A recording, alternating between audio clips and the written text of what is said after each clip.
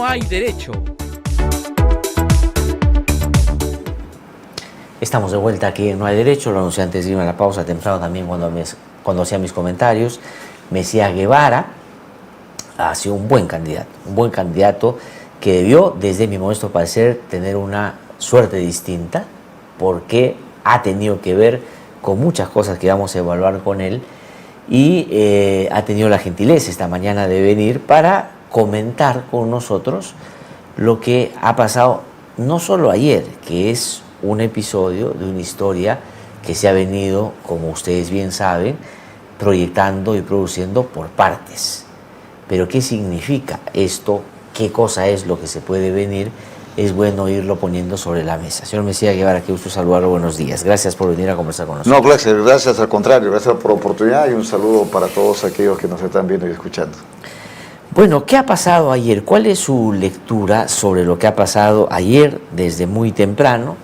Se han producido una serie de hechos llamativos, mesas que no se instalaban, en fin, cosas que al parecer al comienzo daban la impresión de que eran más de lo mismo, porque suele pasar eso a veces, ¿no? Pero después ya el asunto empezó a crecer, los medios amplificaron todo esto, y muy temprano, pasadas las 9:30 de la mañana, ya el señor López Aliaga estaba hablando de una denuncia penal contra el jefe de la OMPE, sobre un fraude y sobre una flagrancia para robarle los votos, que él decía estaban concentrados para él en esas zonas donde lamentablemente hubieron una serie de hechos pues, que son bien cuestionables, ¿no? Pero ¿cuál es su lectura de lo de ayer? Fíjate que yo me voy más atrás, yo me voy hasta el momento que se organizó este proceso electoral, con los cambios que han hecho, incluso cuando sacaron esa norma para que las cédulas no sean destrozadas, porque siempre se hacía, se va a resguardarlas, y eso desde ahí ya partió con un pensamiento del fraudismo,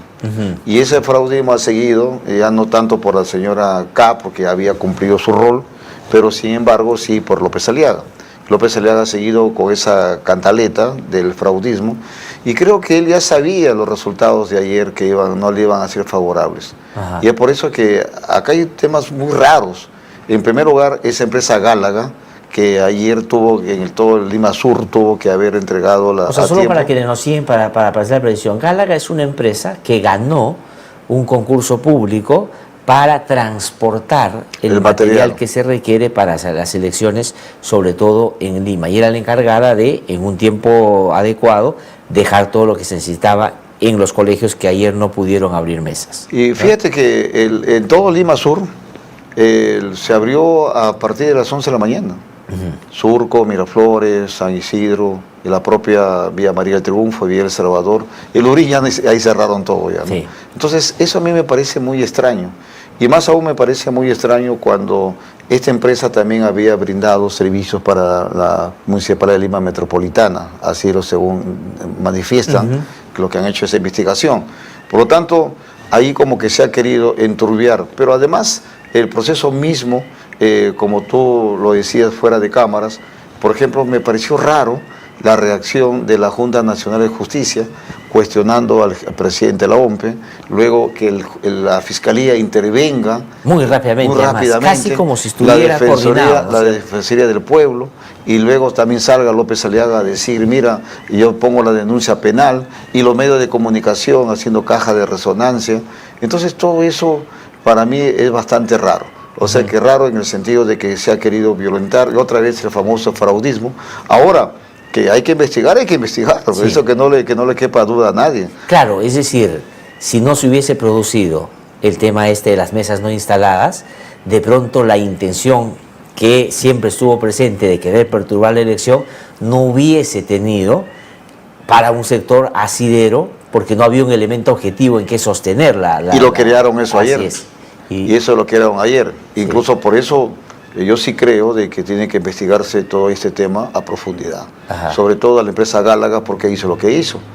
Porque la verdad que en esos momentos ya se sabe, según los resultados, que la señora Fujimori va a la segunda vuelta, pero ahora no se sabe quién va a la segunda vuelta. Sí. O sea, el que le sigue, el que le va a acompañar en ese balotaje. Sí. Donde al parecer hay 4 posibilidades. Ahora, ayer mismo, el jurado le dijo a Datum, o en general las encuestadoras, oiga, no den conteo rápido. pero sin embargo Datum dio conteo rápido. ¿Pondría usted eso que Datum hizo pasada la medianoche? Porque yo pensé que ya no lo iban a dar, porque hay una decisión que se toma previamente. Transparencia hace una conferencia de prensa y dice que ellos ya tienen un conteo rápido, pero que no lo van a dar siguiendo la invocación del Jurado Nacional de Elecciones para no perjudicar lo que se iba a producir el día de hoy.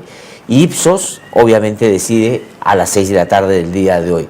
Pero Datum, y yo pensé que Datum iba a hacer lo mismo, pero 11 de la noche, 11:30, empieza a decir, no se mueva porque se viene el conteo rápido de todas maneras. Y pasadas las 12 es que dan el conteo rápido. Inscribiría eso también en la lista larga de lo que usted nos dijo antes, de cosas que son raras y extrañas y había que mirar con más atención. Sí, yo pienso que sí, porque fíjate que en primer lugar yo no sé por qué Datum no hizo caso omiso a la exhortación e invocación que hizo el jurado, porque el jurado tampoco le podía haber prohibido, pero sí le hizo la exhortación, la invocación.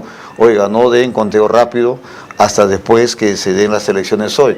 Ahora, los 60.000, 50 y tantos mil electores que ahora vayan a ir a votar, ¿va a cambiar? Yo no creo que cambie mucho, pero sin embargo ya hay un sentimiento encontrado de la legalidad de este proceso electoral. Por lo tanto, da lugar a que cualquiera de los 4 que hoy están pugnando por ir a la segunda vuelta, van a salir con su... O sea, ¿usted cree que el conteo rápido de Datum no cierra la elección? O sea, en términos de que ya está dicho que el margen de error de un conteo rápido es 1, y como López Aliaga tiene 1.3 por encima de Nieto, entonces ya no hay posibilidad de discutir ahí. No, porque la encuestadora, el resultado de Ipsos dice lo contrario. Sí.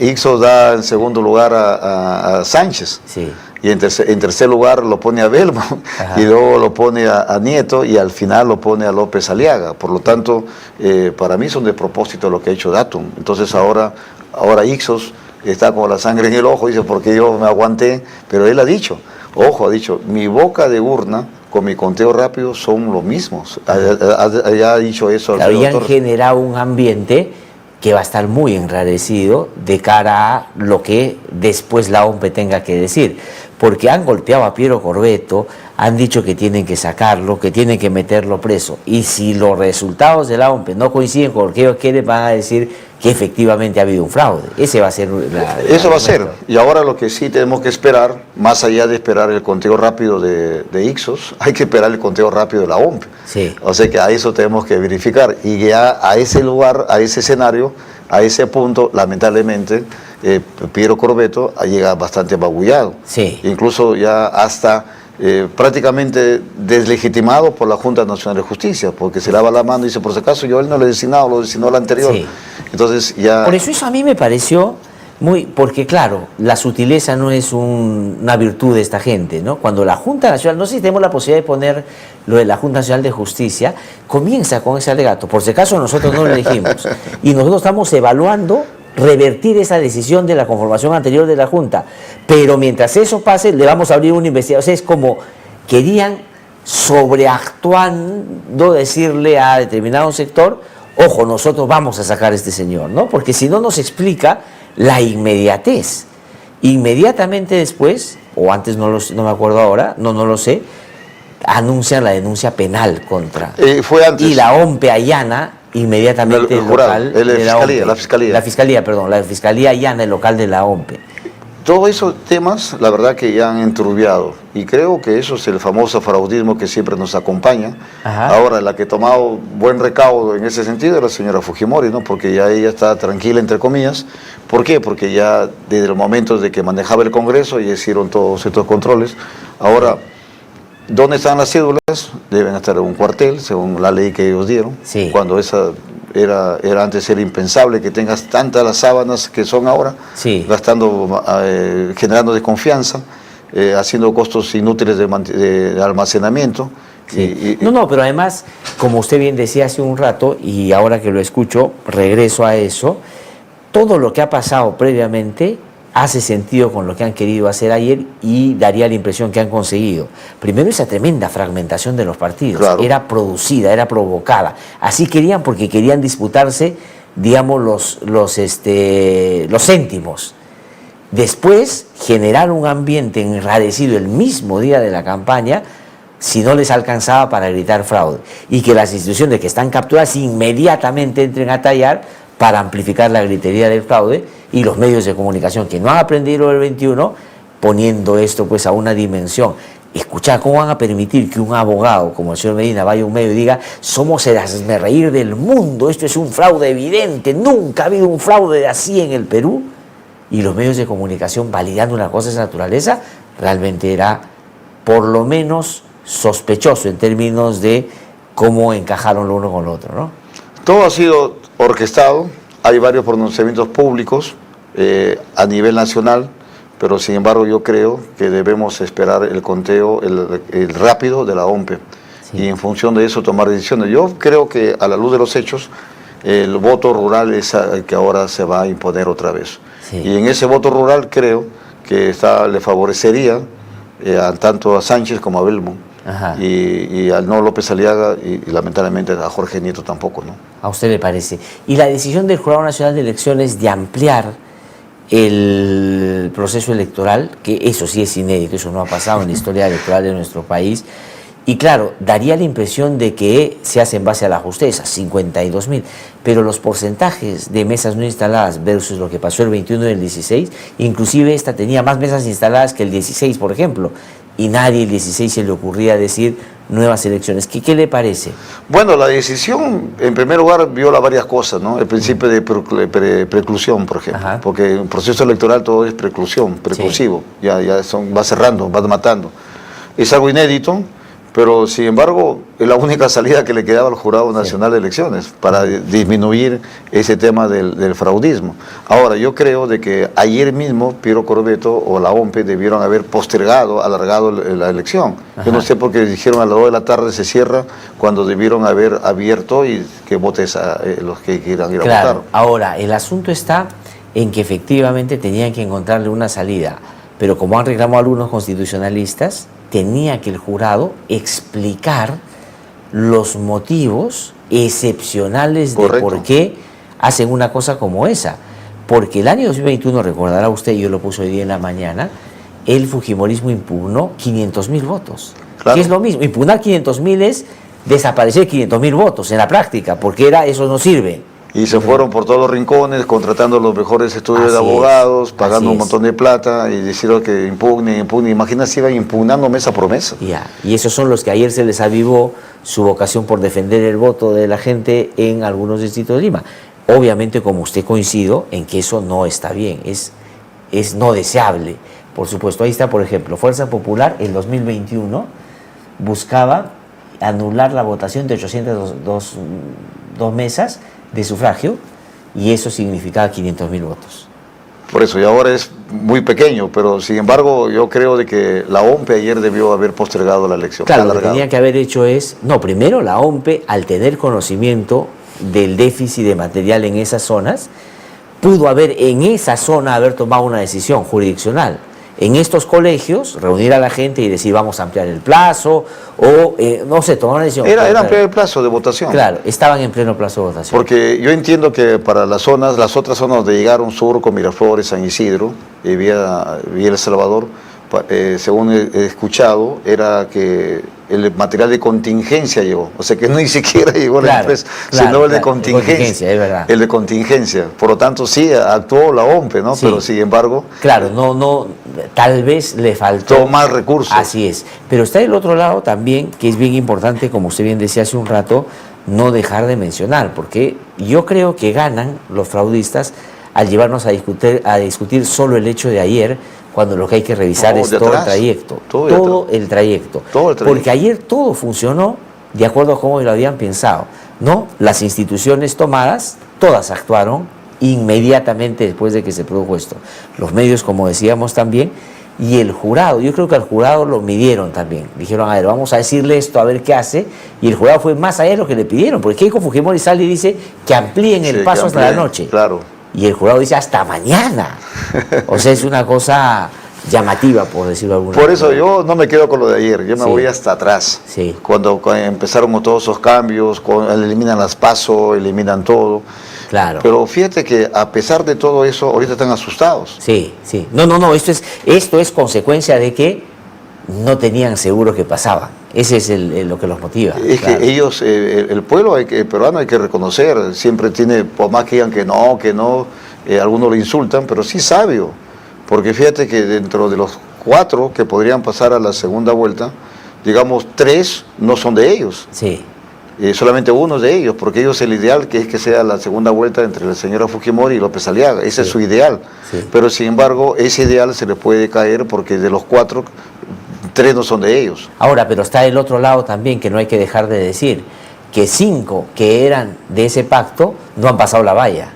Correcto. Que también es bien importante, porque Acuña no es poca cosa, ¿no? O sea, en términos de cómo ha manejado la política en el último tiempo, Podemos, Somos Perú, Perú Libre, todos esos no han pasado. Avanza País. Avanza País, efectivamente. Por eso te decía de que ellos mismos se han hecho un jariquiri. Ahora, ¿qué nos espera de aquí en adelante? Yo veo un escenario bastante complicado. Sí, pues. O sea que para nosotros, para mi persona de manera particular, ahí el proceso no terminó, más bien ha iniciado el proceso de nosotros. ¿Por qué? Porque nos queda una larga batalla que hay que seguir caminando a nivel nacional. Sí. Hay que ver el tema de los frentes que hay que formar, hay que ver cómo vamos a actuar frente a este gobierno, gane quien gane, porque va a ser un gobierno bastante débil. Sí, ahora, pero también la conformación del Senado de Diputados no es, me da la impresión, como ellos hubieran creído, si bien es cierto, tienen una presencia importante, pero sumando ya afinidades indiscutibles, tampoco llegan a controlar a 2 cámaras. Van a haber como contrapesos. Va a haber contrapesos, tanto en diputados como en senadores.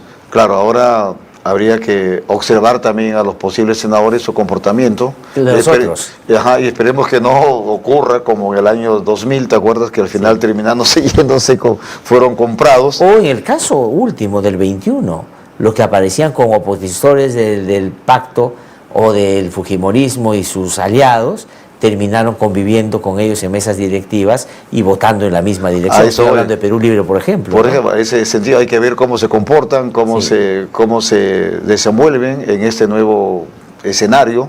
Y ahí, por eso te decía que para los demócratas la pelea empieza ayer.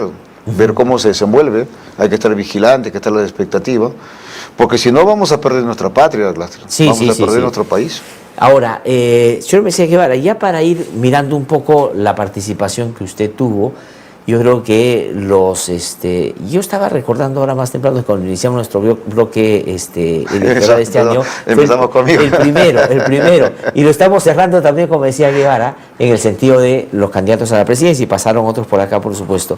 Pero la pregunta que quería hacer es, ¿qué pasó con su candidatura? Porque hubo un momento, sobre todo en los debates, o sea, yo creo que mucha gente vio a Mesías Guevara y la gente se entusiasmó, como se, o sea, Mesías Guevara, Marisol Pérez Tello, incluyendo a Nieto, ¿no? Como que después del debate empiezan a convertirse en figuras que la gente empieza a tomar en cuenta. Pero ¿qué pasa después? Porque ese era un momento en el que pensábamos iba a correr una suerte distinta su candidatura. ¿A qué le atribuye que no haya sido necesariamente así? Lo que pasa es que luego empezó a jugarse 2 votos, ¿no? Ajá. El voto estratégico y el voto perdido. Entonces, si ahí tanto mi candidatura como la de Marisol, digamos, si bien es cierto, nos dieron como ganadores en los debates, sí, pero luego resulta de que ya se vio el voto perdido, incluso ciertas personalidades dijeron, oye, hay que ver el otro voto para que vaya. Entonces, si al final terminó Jorge Nieto capitalizando ese escenario del famoso voto perdido. Lo cual también hay que reconocer que hizo un buen trabajo, territorial y las redes también, algo que a nosotros ahí fuimos débiles en el trabajo territorial y en el trabajo virtual, pero más en el territorial, porque como bien dices, nosotros crecimos bastante. Sí. Fíjate que antes de los debates, en mis redes, en TikTok, no llegaba ni a 1200, y ayer hemos cerrado en cerca de 21.000 en TikTok.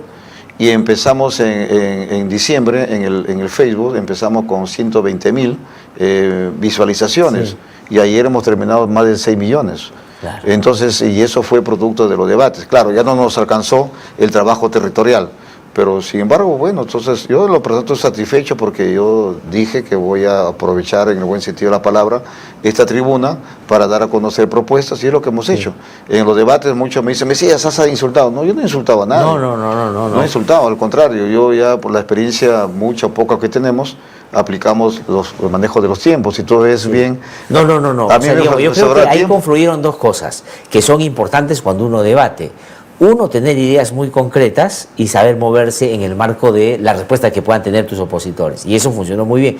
Y lo otro, el manejo de los tiempos. Quien tiene la poca adiestramiento de manejarse en debates, termina muy mal sus tiempos y no termina dejando, porque la gente se queda con la idea cortada. Claro. Y no con la que tú querías dejar. No, eso funcionó bastante Por ejemplo, bien. hubo un momento con el primer debate que tuve con la señora Fujimori, y yo tenía 1 minuto 20, Ya. y ella tenía apenas 30 segundos. Sí. Entonces ella agarra y dice, ya, por favor que termine, hable el señor Guevara porque yo quiero rematar. Ya. Entonces le digo, va, no, usted... Pero ahí donde usted le dice, no, que me ibas a gustar, que no existía, yo no, que me ibas a ser indiferente, ahora quieres que hable. Claro. Entonces ahí se maneja los tiempos, ¿no? O Sí. sea que, No, pero también el manejo, porque eso es importante cuando uno debate. O sea, no solo estar atento, no solo ir con las ideas que quiere dejar, sino estar atento a las reacciones que puede tener el otro, claro. Para sin desvincularse lo que quería decir, conecte con eso inmediatamente. Claro, eso se llama ya experiencia, ¿no? Claro. Mental. Entonces, si eso, por ejemplo, ahí hay 3 partes que se manejan, ¿no? Sí. Ahora lo podemos decir, ¿no? Sí. Uno es, por ejemplo, cuando vas tú al minuto de mensaje de entrada, tienes que dar ataque y propuesta. Claro. Ataque y propuesta. O propuesta y ataque. Ajá. Y luego ya en los 2 minutos 30, ahí era ataque, propuesta, ataque, defensa. Propuesta, Claro, ataque, defensa. claro. Porque tenías que estar ahí sintonizando todo, ¿no? O sea que, Sí. y eso es lo que nosotros No, y eso funcionó bien, se viralizó, parecía un escenario político distinto, parecía que comenzaba una nueva elección, Sí. pero claro, no pero todos tuvieron alcanzó. la posibilidad de llegar, porque empieza a bajar grosso, y claro, y Coco Nieto es el que empieza como a Jorge quedarse Nieto, más hay que tiempo. reconocer que sus redes funcionaron mejor que las de Marisol y la mía, aunque Marisol también hay que reconocer, también su gente la Sí. fogonearon bien, Sí. pero nosotros también, pero ya el crecimiento no bastó. Porque No, yo decía acá, si Mesías Guevara, Marisol Pérez Tello, Jorge Nieto y López Chao estuvieran disputándose el segundo y segundo lugar, es otro país. O sea, digamos, estamos hablando de otro país. Uno puede estar de acuerdo o no con los planteamientos, pero era otra lógica. Ahora, ¿y quién? Yo creo que usted representó más claramente, y de repente López Chao, pero no lo supo comunicar bien, eso que parecía el elemento determinante en esta elección, que era la lucha contra el pacto mafioso, ¿no? Solo después del debate hay un sentido común en los candidatos de hablar de un pacto mafioso. Antes todavía la gente, los candidatos no lo decían tan abiertamente. No lo decían, incluso fíjate que recordarás que acá en tu programa también pusimos en la agenda cuando dijimos la dictadura del Congreso. Sí. Nadie nos hablaba. Entonces tú acá, cuando conversamos, dijimos, existe la dictadura del Congreso. Luego hablamos del pacto mafioso. Y todo el mundo tenía miedo de decirlo. Por ejemplo, nosotros en el análisis que hemos hecho, muchos hablan solamente de las leyes pro crimen, pero no hablan de las leyes pro saqueo. Así es. Y todo pro saqueo. Entonces otros, eso por ejemplo, tienen miedo de decirlo. Oye, son 26.000 millones de soles que hemos perdido en 5 años por exoneraciones tributarias de manera escandalosa y de manera, que te digo, hasta punitiva, ¿no? Porque no puede ser posible que... Muchos dicen, ese político mira al Perú como su chacra. Y digo, no. Porque lo que venimos de la zona rural, lo que venimos del campo, se cuida. la cuida, claro, la riega, la es un dicho con el que yo siempre he estado en contra. Yo estoy en contra, entonces, y eso le quedó un artículo una vez en La República, oye, tranquilos, sí, me acuerdo. Va bien como su feudo. Entonces son temas de que hay que ponerlo en la mesa, hay que seguir trabajando por el país, dando propuestas. Fíjate que nosotros nos preocupamos por tener el mejor plan de gobierno. Sí. Incluso nos han catalogado como el mejor plan de gobierno. Ya, ese es el mensaje claro. Tenían una buena lista también. Una buena lista, pero y luego el tema relacionado del mensaje, ¿no? El mensajero. Sí, yo en su momento la interna haremos la evaluación. ¿Qué nos ha faltado? Sabemos, pero esa es la interna, no la externa, ¿no? Sí. Ahora, pero hay cosas que me imagino se discuten en la interna, pero que usted también buscó explicitar, sobre todo cuando inició el primer debate. Hoy dijo, este es el Partido Morado, ni de tibios, que no se corre y que no es tibio. Eso lo dije también, primero lo dije en las presentaciones que tuvimos en la Sociedad Nacional de Industrias. Ya. Entonces yo me presenté y dije, este es el nuevo Partido Morado que no se corre ni es tibio. Ajá. Y eso es lo que ahora representamos. Por eso el partido, un gran sector de la población, creemos que ese es el camino que debemos de seguir de aquí en adelante. Ahora, pero hay como una karma, algo en el Partido Morado que hace, porque yo digo, yo he tratado de revisar con detalle buena parte, no todos, pero los planes de gobierno, y es un muy buen plan. Tiene muy buena gente, yo conozco a buena parte de los candidatos. Tiene, y tuvo un excelente candidato, pero claro, algo tendrá que ver con la marca y con el partido también. La gente se ha quedado con el recuerdo. Sí, por eso nosotros nos vimos por estrategia de decir el nuevo Partido Morado. Ahora, pero cuando usted dijo que no se corre, es evidente a qué se refería, ¿no es cierto? Pero lo de tibio, ¿por qué? Porque había en las internas del partido... No, porque siempre en el argot político siempre dicen, no, el Partido Morado es de tibios. Entonces, cosa que no es verdad, ¿no? Ha sido uno de los partidos que más abiertamente se ha pronunciado. Por eso, entonces hemos tenido que decir contra Dina Boluarte, nos hemos pronunciado en las calles, nos hemos pronunciado contra el pacto mafioso. Pero será por el estilo también, porque finalmente usted es más frontal sin dejar de ser coloquial y empático. Y esa es la cancha que uno tiene de venir de un partido con Acción Popular, de haber sido congresista, de ser gobernador regional, o sea, digamos, tiene por ahí... Pero claro, el expresidente Sagasti tiene otros modos y otras maneras de comunicar. Él se autolimita en algunos temas pensando en que en este país los modales democráticos algo significan cuando tienes al frente a Juanito Alimaña. O sea, no se acomoda a la política de hoy. Sí, son estilos distintos, ¿no? Por ejemplo, en mi caso, pues yo he sido gobernador de Cajamarca, donde el rondero es duro. Claro, usos y costumbres. Usos y costumbres. Así sea gobernador uno. No, es duro. Y fíjate que a los hermanos ronderos y las ronderas le gusta que le hables de igual a igual. Sí. A él no le gusta que, por ejemplo, ahí viene, te habla fuerte y tú le agaches. No, tienes que hablarle de igual a igual y eso le gusta. Claro. Una vez, pues ya dejé de ser gobernador, me fui a un centro de salud ahí en Chota, en Chaupelanche. Entonces me fui y estábamos ahí conversando, la gente, oye, esa es tu obra, ven para que lo vean, fuimos a verlo. Y resulta que había un grupo ahí de ronderos. Oye, Mesías, tú ya no eres gobernador. Y me llaman a su lado. Y me empiezan a hablar fuerte. Le digo, oye, hermano, ¿para eso me llamas? ¿Para gritarme? Porque, ¿qué tal si yo te empiezo a gritar también? No, tienes razón, somos hermanos. Claro, sí. Somos, pero uno viene como alguien dijo, Mesías no tiene calle, tiene pueblo. Sí. Entonces, eso es lo que yo tengo. Sí. Yo tengo pueblo porque yo tengo... No, y eso me parece que se notó y conectó mucho con un sector importante de la población. Lo que pasa es que es muy volátil el electorado, sobre todo los jóvenes. Un día estaban... fíjate que es increíble este proceso electoral. Yo creo que si yo fuera antropólogo, fuera investigador social, haríamos una tesis que sería cum laude, incluso toda la investigación, como dices tú, esa combinación de lo que es el tema de la tecnología, de la virtualidad, de los sentimientos, de las emociones, de las frustraciones, todo eso, y al final como que lo ven como algo experimental. Sí, pero además, pero eso tiene que ver mucho con la fragmentación, claro. Porque 1 o 2 puntos te pueden hacer pasar a un estadio distinto, porque cuando yo conversaba con los chicos decían, mire, si mañana son las elecciones, la segunda vuelta sería entre Grosso y Nieto. Después, las elecciones serían entre Mesías Guevara y Marisol Pérez Tello. Las elecciones serían, oye, Belmont. Hay chicos que decían, ¿y ese Belmont de dónde salió? Oye, qué buena gente, que no sé qué. Porque la hija le hacía campaña en las redes. Entonces se van construyendo personajes, pero en base a lo que ven solamente superficialmente. Y lo que pasa es que hay que profundidades. Por ejemplo, mira, muchos dicen, los jóvenes están de 18 a 24 años. Lo ven de bloque. Pero no es un solo bloque. Sí. Dentro de ese segmento hay microsegmentos. Por ejemplo, están los ninis, están los jóvenes emprendedores, están los jóvenes rurales, están los jóvenes universitarios que han acabado su carrera y no saben qué hacer. Entonces, y ahí están por ejemplo, hay un sector de mujeres. Muchas me dicen, yo entré a Wattpad, hablé de Wattpad. Sí. Hablé de Wattpad, donde hay estos días se va a dar una película, El Boulevard de los Sueños Rotos, que es que escribe la gente. Yo logré ingresar ahí. Entonces, en el TikTok es la que tiene como cerca de 800,000 vistas, de puro mujercita, de puro chiquillas. Entonces, incluso una de mis hijas, papá, mis hijas, mis amigas me dicen, ¿cómo ingresaste a Wattpad?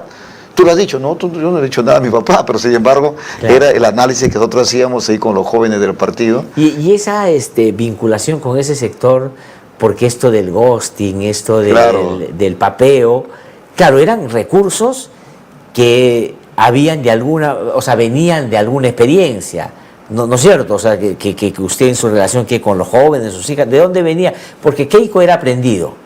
Keiko, claro, alguien le ha ido diciendo esto. Esa jerga lo aprendí cuando, como fíjate que tuve no sé si decir virtud, pero sí, yo asistí a todos los debates que me invitaron, a toditos. Yeah. Estuve en San Marcos 2 veces, estuve en Católica, estuve en el Colegio de Ingenieros, estuve en la UPC, en el Colegio Médico, a todos asistí. A todos. A todos. En la Católica estuve 2 veces también. Entonces, y ahí en el San Marcos, por ejemplo, les gustó mucho mi presentación, Yeah. en un debate que tuvimos, que al final me reuní con grupos de jóvenes y ahí empezamos a hablar de Aragón, porque yo había hablado de, vengo a 1000 de aura, Yeah. ¿ya? El lenguaje de los jóvenes. Ajá. Y luego dice, ahora voy a gostear a mis... Entonces me dijeron, no, me decía, ¿sabes qué? Gostear es esto, ahora es esto. Hay el shipping también, que ahora me relacionan con la Keiko. Ajá. Y luego el tema del costeo y el tema del papear. No, me dice, tú tienes que decir papear. O sea, son los jóvenes los que me dicen. Claro, pero era preciso, porque Claro. en ese momento lo que quería Keiko Fujimori era ignorarme. Claro, o sea, y dejarlo mal parado. O sea, en el Correcto. sentido, tú no sabes relacionarte con los jóvenes, tienes idea en qué Correcto. hablan los jóvenes. No, y tú eres un NN, decir. Claro. Pero esto lo habíamos analizado, fíjate, yo te soy sincero. Yeah. O sea que cuando estábamos analizando el debate, porque uno tiene que prepararse, y en el análisis dijimos, Keiko a ti te va a ignorar, hacia mí. Claro. Ella va a polarizar con Nieto, Claro, y a ti te va a ignorar. Entonces tú tienes que ver cómo te metes a eso. Entonces por eso yo empecé atacando de los momentos de Fujimori nunca más y cayó ella, ¿no? Sí, O sea, sí. cogió la flor Sí. y luego dijo, no, te voy a hacer ghosting. Entonces Claro. yo ya sabía que era ghosting, por eso usted me va a hacer ghostear y yo lo voy a hacer papear. ¿no? Claro. Y eso se... Y ella fue preparada para eso también. Y claro, y Coco Nieto, que tiene experiencia también en política, lo quiso asociar con el terrorismo, con lo de Polay. Con el Polay. Y ahí lo puso a Rospigliosi y Sí. le dijo, bueno, digamos, si quiere le traigo foto donde está Rospigliosi también, aunque él nunca estaba en primera fila porque nunca fue un dirigente de ahí, o sea, ¿no es cierto? O sea, pero claro, el asunto es, y ese es el drama del Perú, que Keiko está en la segunda vuelta. Y también ella, por ejemplo, en el último debate que tuvimos cuando estuve con Sánchez, ella también me dijo, usted es troll, me dijo, ¿no? Sí. Usted termina siendo troll. Por eso yo dije, bueno, si tú me dices troll, yo te digo, Nini. Sí. Ni Y además le estudias, ofreció ni trabajo. estudias ni trabajas, entonces sí, voy a trabajar para ti, ¿no? Sí. Entonces, Ahora, y tenemos que ir cerrando ya porque... ¿Y entonces qué hace que el fujimorismo pase a la segunda vuelta? Lo ha hecho en los últimos 4 Yo procesos. pienso que- Es la única que está hoy día en segunda vuelta. O sea, yo también como Sí, usted, sí. hay que ver con cautela y prudencia lo que ayer se ha mostrado, porque eso puede efectivamente cambiar. Pero, ¿qué hace que el fujimorismo siempre... el fujimorismo tiene un voto duro. Yo siempre he dicho que el fujimorismo durante estos 30 años, ellos han sembrado pobreza para cosechar mendigos. Y por otro lado, ellos también muy hábilmente han aprovechado que hay nuevos electores que no conocen el real rostro de la señora Fujimori. Entonces ahí también han capitalizado votos de los nuevos votantes, nuevos electores. Y lo otro, el tema de la dispersión que han logrado ellos que en estos momentos. Y por otro lado, no olvidemos que ellos también tienen infestado el aparato público con diversos funcionarios a los que yo llamo troyanos. O sea que si hacemos una tomografía, un escáner de todo el aparato público, de todos los funcionarios, vamos a encontrar una gran cantidad de fujimoristas con grandes cargos. Ellos tienen el Ministerio de Agricultura, tienen el Ministerio del Ambiente, fundamentalmente, y el Ministerio del Ambiente porque ahí está la OEFA, está tantas cosas que quieren controlar para sus proyectos mercantilistas que ellos tienen. Claro. Y eso es lo que ellos están haciendo. Y si tú analizas sus propuestas, son bastante populistas. Siempre decir, mira, que decía la señora Fujimori, el canon le voy a dar a la gente. Ya pues, ¿no? Eso ya es ser absurdo, cuando el canon hay que manejarlo de manera correcta en proyectos específicos, pero sin embargo eso es lo que a ella le vale, ¿no? Sí, ahora, pero ¿y por qué no se ha podido construir algo que sea tan contundente frente a ellos como posibilidad que inclusive los haya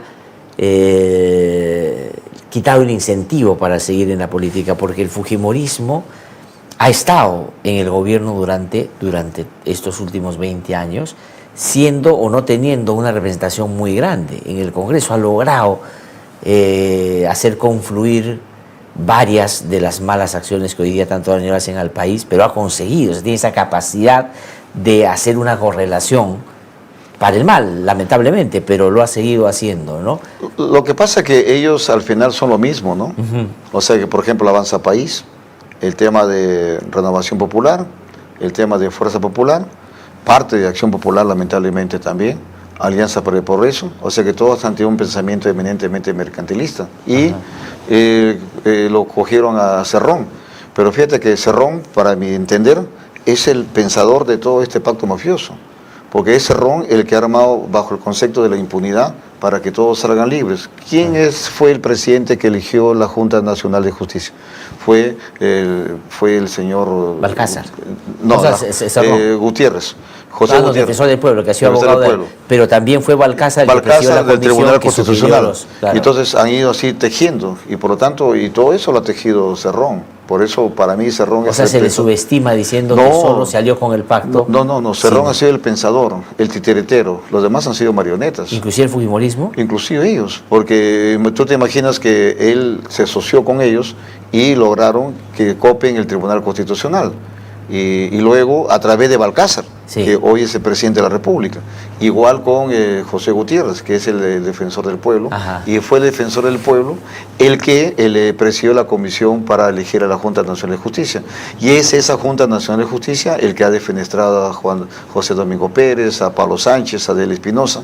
Y el Tribunal Constitucional ha hecho que regresen los cuellos blancos, entre ellos el señor Tomás Gálvez. Que ahora es fiscal de la Nación y que ayer muy presto se metió a la OMP. Entonces todo eso es Cerrón. Cerrón es el gran pensador de todo eso. Lo subestiman a Cerrón. Ahora, quisiera yo preguntarle en esta última parte sobre Keiko Fujimori ayer, pasada las 12, después de la irresponsabilidad de datos, desde mi punto de vista, también de dar un conteo rápido cuando estaba a pedido del jurado prohibido, dice que bueno, han pasado dos de derecha a la segunda vuelta y que el enemigo es de la izquierda, pero que ella no sabe de rencores y que de aquí hay que mirar adelante. ¿Le cree? ¿No le cree? ¿Qué piensa de eso? No, yo no le creo ¿Y cree nada. que si se va a repetir o no esta historia de los últimos 3 procesos electorales, que Keiko pase con quien pase no va a ganar la elección? Yo pienso que no va a ganar. Yo pienso que ella ya cumplió su objetivo de tener sus senadores y no le queremos nada porque, en primer lugar, en el debate también yo denuncié ese pacto que se habían hecho ellos. Es verdad, lo que ayer dijo Keiko, usted lo advirtió en lo que Keiko le dijo al pedido en el debate, ¿verdad? Y por lo tanto ella hay que evocar al pueblo, que estemos a la expectativa, porque hay que esperar los resultados, el conteo rápido que hoy de la noche debe dar la OMP. Y yo más le creo a Ixos que a Datum. No es porque simplemente a mí me sienta satisfecho, sino porque se acerca más a la realidad, porque el voto rural no va a favorecer a López Aliaga, sino va a favorecer más a Belmont y a Roberto Sánchez. Eso hay que ser clarísimo, ¿no? ¿Y en ese escenario usted cree que Keiko no ganaría? Yo, en lo personal, no sé quién pasa a segunda vuelta, pero sí sé la convicción que no pienso yo apostar por el fujimorismo. Por principio, por coherencia, yo voy a seguir frontal contra el fujimorismo porque para mí es el partido que más daño le ha hecho al país. Señor Meseguer, le agradezco muchísimo por venir a conversar con nosotros. Ha sido un gusto tenerlo. No, gracias, vamos a tener seguramente. Gracias por la oportunidad. No, encantado. Y de verdad que lo felicito porque ha sido una campaña dura, difícil, ha sido muy cuesta arriba. Recuerdo que conversamos las primeras veces ya en la campaña. Se enfrentaban frente a unos monstruos enormes que tenían todo. Te dije la maquinaria. Sí, pero curioso, fíjate, lo que ha movido grandes maquinarias, caso Luna, caso del propio Acuña, Somos Perú. Acá Somos Perú le ha pasado la factura por todos lados. Muchos decían, mira, Somos Perú tiene gobernadores regionales. Oye, al contrario, por ejemplo en Cajamarca el gobernador regional está que inaugura todos mis proyectos y la gente le dice, oye, ¿cuáles son tuyos? Claro. ¿Cuáles son tuyos? Bueno, ahí ha ganado Sánchez, ¿no? Sánchez por el tema relacionado de Castillo, ¿no? El efecto Castillo. 40%. Muchos lo han minimizado. ¿Se acuerdan que conversábamos acá? Decíamos, Castillo, transmítenlo bien porque Castillo va a ser protagonista en este. Y ahora puede pasar a la segunda vuelta a Sánchez, así que más bien estar a la expectativa que puede pasar de aquí a un año también, ¿no? Estaremos atentos. Muchísimas gracias. Gracias. Que le vaya muy bien. Gracias. Voy a ir a una pausa. A ver, un instante, estamos aquí en No Hay Derecho. Ya regresamos en No Hay Derecho.